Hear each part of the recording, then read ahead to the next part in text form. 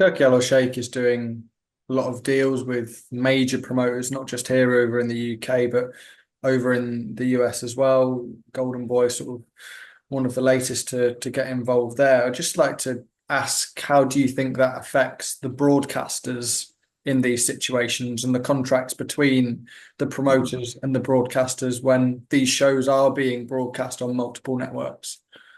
It's a very interesting question, Josh, and things are moving really quickly, aren't they? I remember in my Sky days where it was very much, we wanted to be the box office platform, the pay-per-view platform, and it was very important to us there. But now you see that some of the Saudi shows, they're going on Sky, DAZN, sort of the host broadcaster, and also, of course, TNT with the Frank George Tyson Fury link. So multiple broadcasters. I think it's slightly confusing for the fans, to be honest. But this is business, and that's what's needed.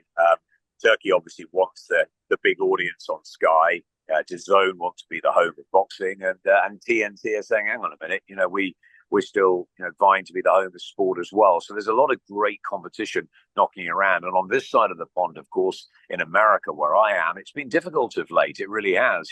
HBO, been watching some HBO documentaries. Of course, they were sort of 5, 6 years ago still a massive part of the boxing world. Showtime as well have gone. So that there are very different times. And DAZN is the big sort of, I guess, winner globally, the home of boxing, which is so good for GBM to be on that platform now. And I think that it's going to be really interesting to watch the next year or two unfold with all of that. Is the Saudi Pro League going to happen? How is that going to be broadcast?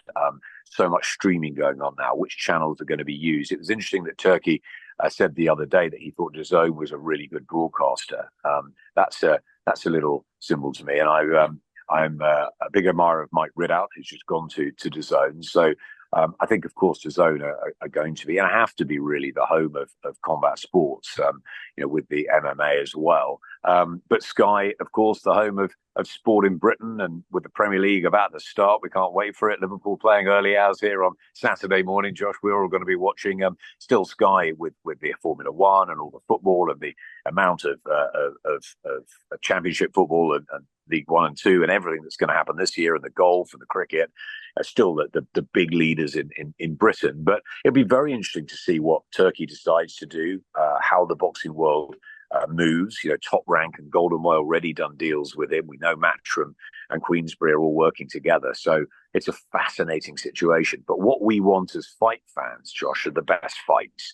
And that's what we're getting. These fantasy fights that we thought never would happen, the likes of your Fury Usyks and your Batevia Bivens and so on and so forth. The huge 21st of September card, I'm sure we'll talk about in a sec. But there are great fights that can top any show there, and that's what's being made. And at our level, at GBM level, it's really important to get the best fighting the best in Britain, or domestically, or even sort of area level, or whatever level. It's really important. And if we can find one or two stars to come through, I'm a big admirer of Kieran Malloy and Tien and Bradley, the Irish duo, or maybe Shaq Thompson's the guy. One or two of these, Niall Berry will come back, I'm sure, after that last defeat. But if one or two of these guys can come through, or maybe it's a Taisi or Tori Ellis that can come through and impress. And the Saudi team watched so much. Turkey, I remember watching the watch along when we were all in the TalkSport studio, going mad when the knockdown happened. And he loved that. He's got True Geordie involved, so he's very open to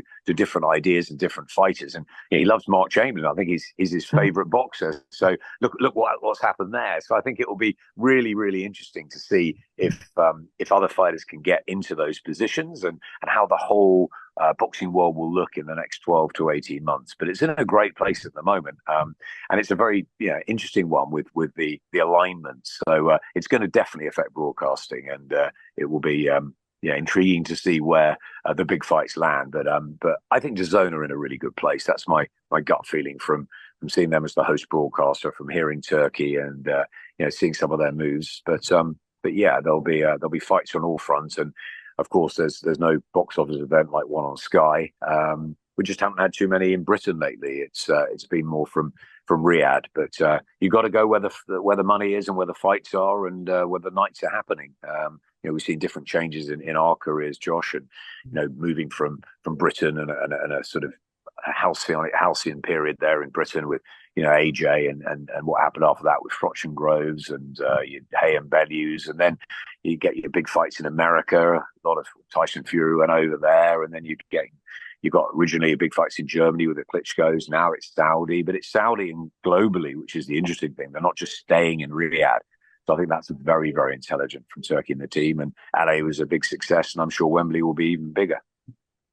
Turkey faced his first sort of real speed bump last week in the shape of Canelo Alvarez.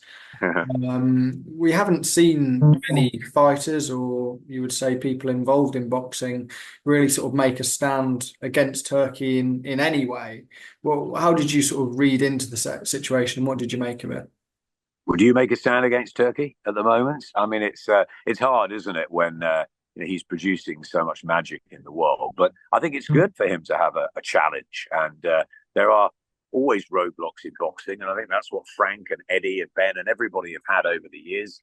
Izzy decided to be a promoter 2-3 years ago, and it's not easy. It's tough, and I think that the Canelo situation is one that he knows his worth. He knows that he's the or one of the most appealing sportsmen on the planet, and he's sticking by his guns, and it'll be very interesting to see how that develops with him and Turkey. I reckon that they'll get themselves into a room at some point, and it'll probably just be the two of them or 2 or 3 people. I think once they cut down to that and get away from the teams and the noise and the back and forth on social media, I'm sure something will be worked out, because Turkey wants Canelo and Canelo wants Turkey. It's obvious that there's a synergy there at some stage, but Canelo's holding his ground. So I'm quite enjoying that. I think it's good for the Saudis. They're very bright. They're very dedicated. They don't just announce these shows and let it all happen. They're very, very involved in all the decisions. You hear Eddie and George and Frank always saying that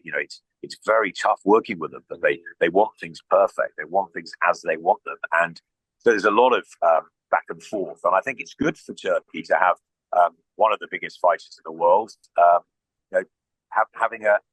putting his feet in the sand, so to speak, and saying, okay, you really want me, come and get me. It's going to cost you. And he knows Turkey's got a lot of money, but maybe Turkey will say, hang on, there's a stopping point at this point. Do we need you? We've got so much else, and let's let battle commence in a way. I think it's great. I think it's great he's got a challenge, and I expect that challenge to end in a very amicable way.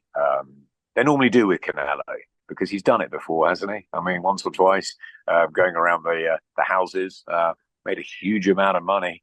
Clever guy, clever people around him, and very likable guy, Canelo, and obviously a brilliant fighter and a wonderful sort of Mexican icon. And I think that's important to Turkey, that and DOESN, that whole sort of territory. So, it will be watch this space. But I imagine it will end in a lovely picture with the two of them, like Turkey does, with his arm around him, and I'm sure it'll be fine. And the fans, so long as the fans get the fights, that's all we care about, isn't it? And whether it's Canelo Crawford or Canelo against whoever, it doesn't really matter.